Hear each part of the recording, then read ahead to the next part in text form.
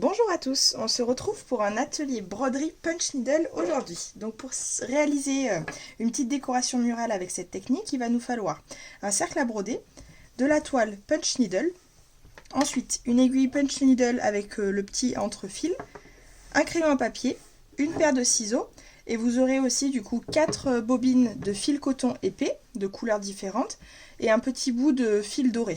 Donc la première étape, ça va être de dessiner notre motif. Donc pour ça, on va reporter sur notre toile, donc vous pouvez l'ouvrir,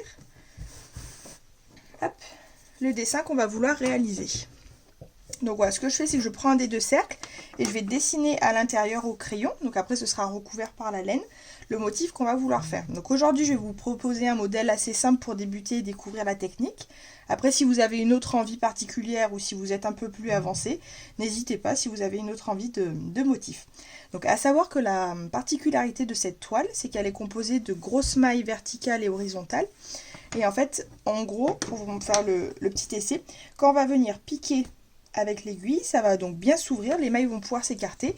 Par contre, une fois qu'il y aura le fil, et même hop, si je mets un petit coup de doigt comme ça se remet parfaitement. Donc voilà, c'est pour ça qu'elle est faite exprès, qu'elle est très pratique.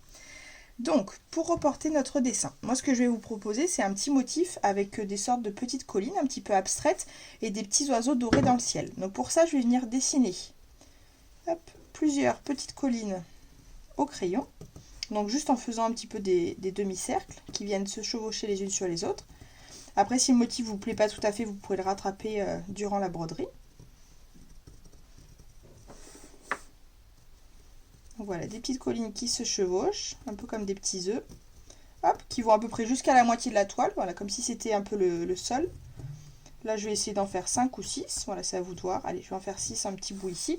Donc j'en ai une là, là, là, là, et une ici. Donc voilà, je vais m'arrêter là. Donc voilà, je donne à peu près la forme. Pas besoin d'appuyer trop, voilà, dans tous les cas, les fils viendront recouvrir tout ça après. C'est pour avoir à peu près la trame avant de se lancer. Et ensuite, je vais faire donc des petits oiseaux dans le ciel. Donc je vais les matérialiser avec des petits V, tout simplement. Et on viendra faire quelques points avec notre fil doré.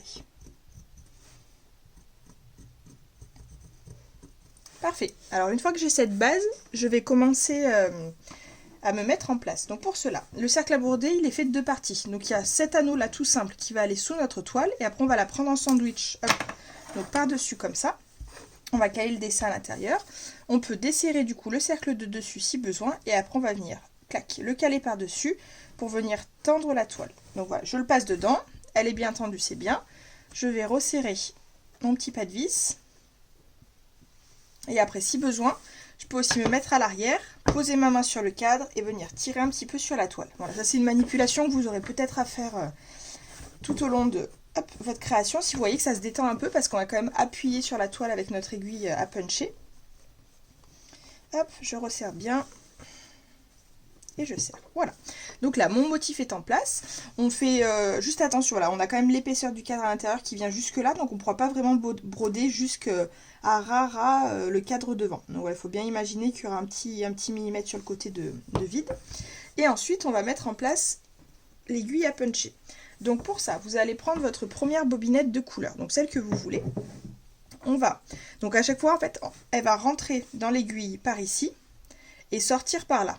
Et en fait, on va garder, c'est une technique pour laquelle on garde la bobine attachée et celle qui va se dérouler tout doucement. Et voilà, on n'a pas besoin de couper un fil d'une longueur spéciale. Donc pour l'installer, on prend ce petit outil qui va nous permettre plus facilement d'insérer le fil à l'intérieur. Donc on le passe du devant de l'aiguille. Il faut qu'il ressorte derrière. Là, donc on a le petit fil métallique qui sort, ce qui va nous permettre de l'ouvrir, de l'écarter en deux et de passer notre petit fil en coton à l'intérieur. Tac, donc je le passe dedans. Hop, et au moins je viens le tirer. Et ça m'a permis de le passer facilement ici sans avoir à trop m'embêter. Et après, dernière étape pour que la disposition soit correcte, c'est qu'il va falloir passer mon fil donc d'ici vers l'extérieur, dans le trou qui est là. Donc ou je le fais à la main, ou sinon je refais pareil. Donc je replante de ce sens-là mon passe-fil. Je viens l'écarter en deux. Et je passe le petit fil à l'intérieur. Voilà, donc pour attaquer mon punch needle, on doit être dans cette disposition-là. Donc je dois avoir mon aiguille avec le fil qui la traverse. Ici je vais laisser 3 cm à peu près de mou pour commencer.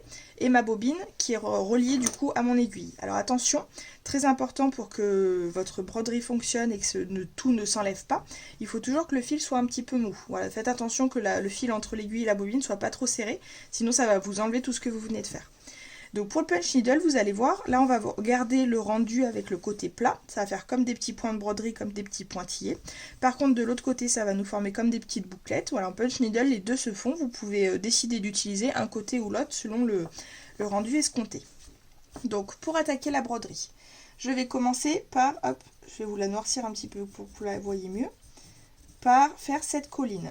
Hop, donc voilà, je vais faire cette forme qui est un petit peu une amande là, un demi-cercle, donc voilà, je vais suivre et j'irai jusqu'au bord ici autant que possible. Donc la technique utilisée qui est recommandée pour commencer, c'est de faire un peu comme un escargot. Donc par exemple, je vais venir piquer ici, je vais d'abord venir faire tout mon contour en essayant de faire des pointillés réguliers, et après, comme une spirale, je vais remplir en escargot. Donc comme ça, clac clac, en essayant de ne pas laisser trop de vide, à part si c'est une volonté de votre part, mais qu'on ne voit pas la toile dessous. Donc, niveau manipulation, l'aiguille se tient comme un stylo. Donc en l'occurrence, moi je suis droitière, donc je vais la tenir comme ça.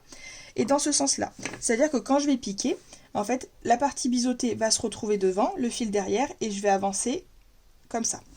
Donc, c'est parti. Je viens piquer dans l'angle. Donc je le tiens comme un stylo et je viens piquer droit. Je la tiens vraiment, hop, mon support est comme ça. Je la tiens assez droite pour piquer. Je viens piquer. Hop, là, pour le premier, je viens sortir le fil que j'ai laissé de côté là, pour pas qu'il m'embête. Et ensuite, je vais venir piquer quelques millimètres après. Donc en général, je fais à peu près 5 mm. Le tout, c'est d'être à peu près régulier. Donc en fait, je vais sortir mon aiguille. Je vais rester un petit peu à ras. Voilà, je ne la sors pas trop loin de ma toile. Je reste un petit peu à ras et je viens repiquer environ 5 mm derrière. Tac, je viens piquer vraiment jusqu'au bout, jusqu'à toucher le bois. Je remonte, pareil, je sors pas trop loin et je reviens piquer 5 mm derrière. Vous voyez, ça me fait des petites vagues comme ça, comme des petits points de broderie classique. Et c'est reparti, donc je continue. Hop, n'hésitez pas à manipuler le cadre avec votre autre main. Et je viens donc puncher, tac, tout simplement, pour broder. Donc je vais vous faire toute la forme déjà, le contour, pour vous montrer ce que ça donne. Voilà, je fais attention toujours de bien un peu dérouler mon fil si nécessaire pour ne pas me retrouver bloqué.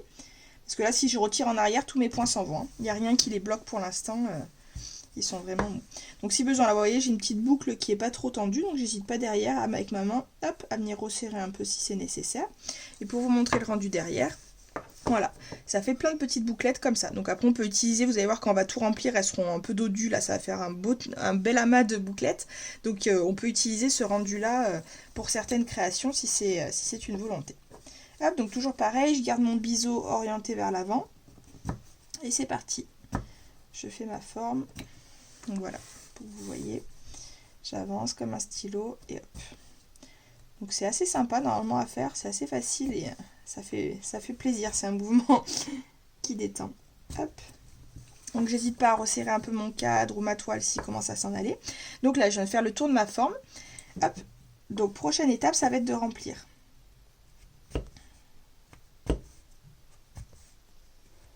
Voilà, donc toujours pareil, je viens faire une deuxième ligne donc bien collée comme ça, avec toujours des petits pointillés. Clac. Ce qui va me permettre de remplir ma forme.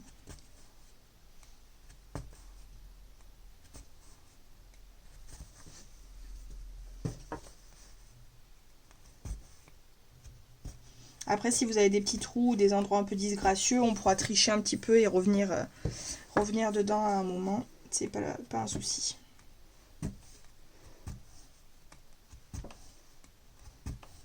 Voilà, je ne sais pas si vous voyez, mais ma toile commence un petit peu à se détendre. Donc quand ça va m'embêter un peu trop, que mes mouvements sont plus difficiles à effectuer, j'hésite pas à retendre tout ça, à remettre mon cadre, à le resserrer un peu, tirer ma toile sur les côtés.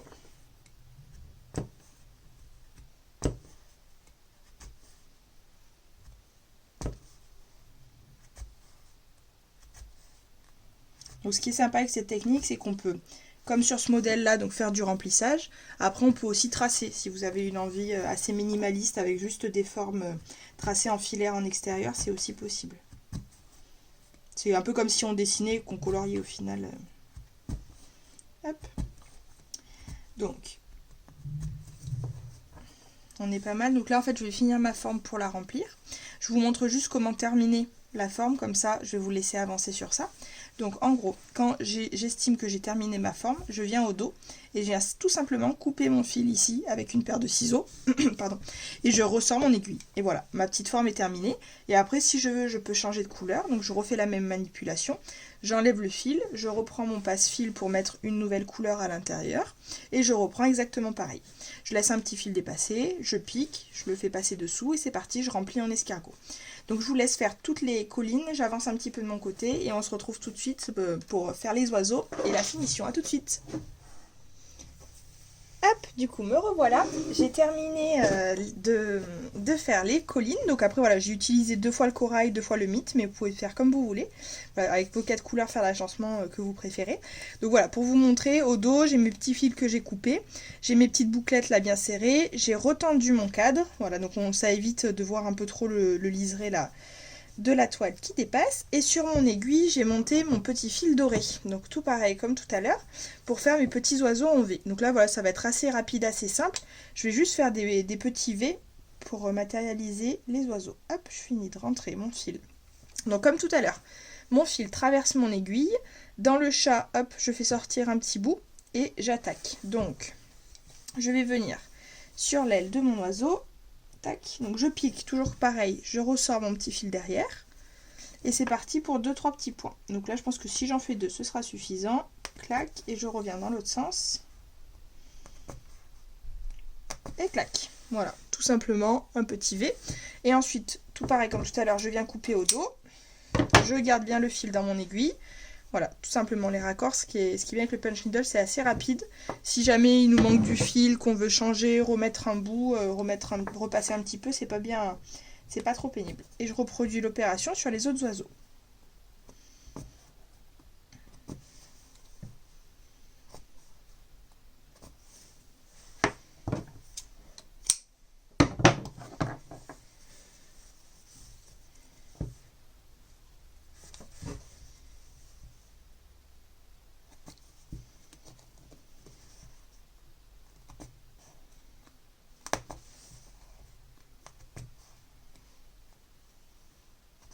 Hop, je fais attention, là mon fil était coincé sous mon poignet, donc ça m'a enlevé la dernière maille. Je fais bien attention, comme je vous ai dit tout à l'heure, à garder hop, du mou sur votre fil.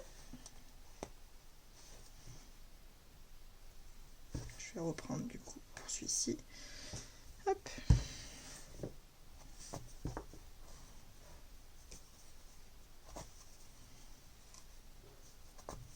Voilà. Donc, n'hésitez pas à rajouter d'autres éléments si vous le souhaitez, si vous trouvez ça plus harmonieux de faire plusieurs oiseaux. Moi je vais m'arrêter là concernant la création. Donc maintenant il va rester l'étape de finition. Donc en fait voilà, moi je le garde, en fait, je vais vous montrer comment faire. En fait sans la toile et je le mets en décoration murale comme ça directement. Donc juste avec un petit clou, une petite vis sur le mur et après je le viens l'attacher, le poser ici. Donc pour les finitions, ce que je vous propose, moi je viens couper les fils qui sont en excédent, qui sont un peu trop longs à mon goût. Et ensuite, c'est pas obligé, voilà, si votre cadre est pas voué à être transporté, beaucoup déplacé, voilà, juste couper comme ça suffit. Après, vous pouvez mettre un petit point de colle pour éventuellement sécuriser les fils. C'est pas obligatoire, voilà, moi pour les créations qui restent à mon domicile, je le fais pas. Après, quand c'est pour offrir ou que je l'envoie par la poste, je mets un petit coup. Et après, pour la toile, du coup, pour ma part, ce que je vous propose, si vous avez de la colle un petit peu forte à la maison, de la colle à bois ou sinon un pistolet à colle, je vais venir du coup mettre de la colle hop, sur mon cadre ici, ou avec une autre colle, et après je viens bien tirer hop, et appliquer la colle comme ça, je tamponne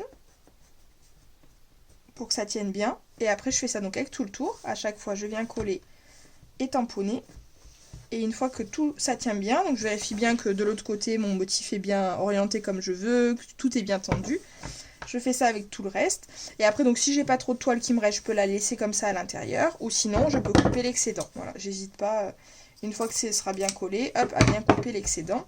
Et faire en sorte voilà, que ça soit pas trop épais derrière. Et que devant, on voit bien seulement le cercle et la petite création finie.